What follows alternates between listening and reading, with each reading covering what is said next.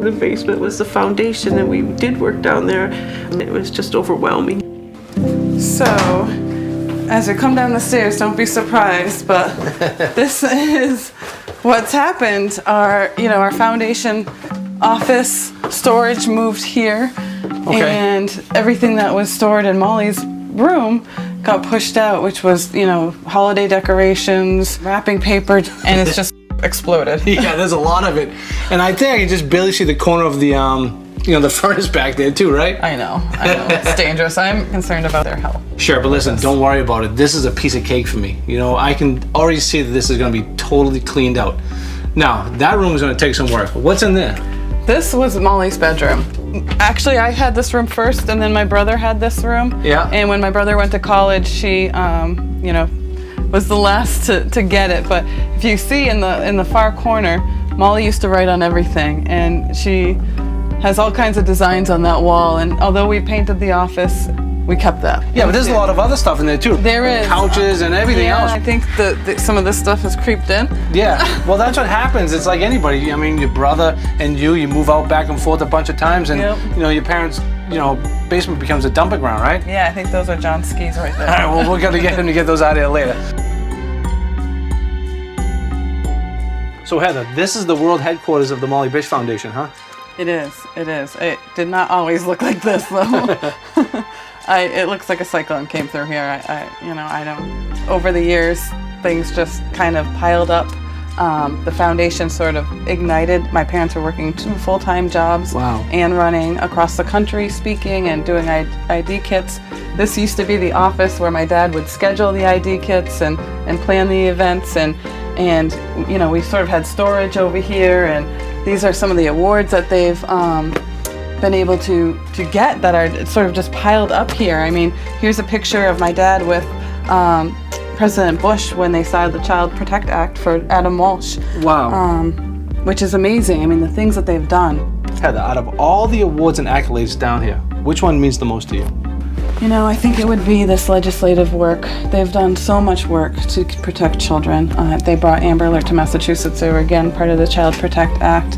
They did 350,000 child ID kits over the years. They've participated in so many endeavors to protect children. I think that's really the legacy of Molly. What do you think? Great.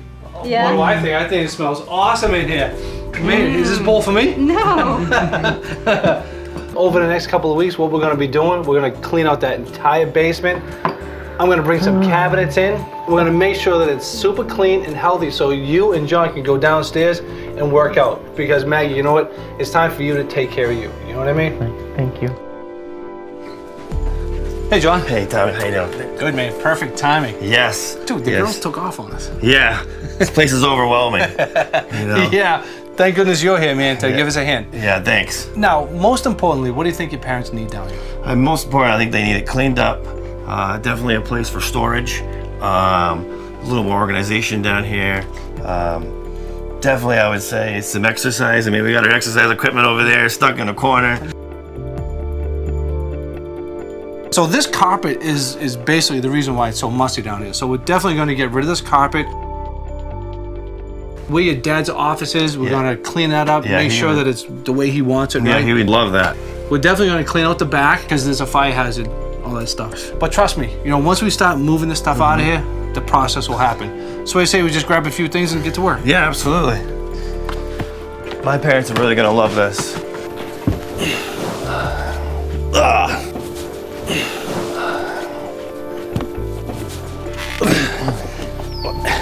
It had to be a sleeper couch, huh, guy? No kidding. Oh, it is good. Whoa, oof. That thing was heavy, man. Yeah, it was. I need a break. How old are you? 37. Yeah, I'm 51, man. Now, I was 24 years old when my sister, was murdered. How old were you? I was young when it happened. I was 20. And I trained Molly as a lifeguard for 2 weeks at the pond before that. So I always look back, did I do something wrong? Could I have done the radio check different? Should I have taught her this different? Should I made her more aware of the bad people out there? But I guess at that age I didn't know either. Well, no kidding. Who would think that, the unspeakable would happen to a family member? It's like really the most defining moment in our lives. Oh, absolutely. We really don't know each other all that well, but we really are like brothers, aren't we, John? Yes, we're in a group that no one wants to be in. And, I think it's horrible. And I think the worst part of it is that the killer has never been caught. You should know that the police never stop working on a case like this, even though almost 2 decades have passed since her disappearance. The Massachusetts State Police and the Worcester County DA's office are very actively involved in this investigation. They're determined to establish justice for the Bish family.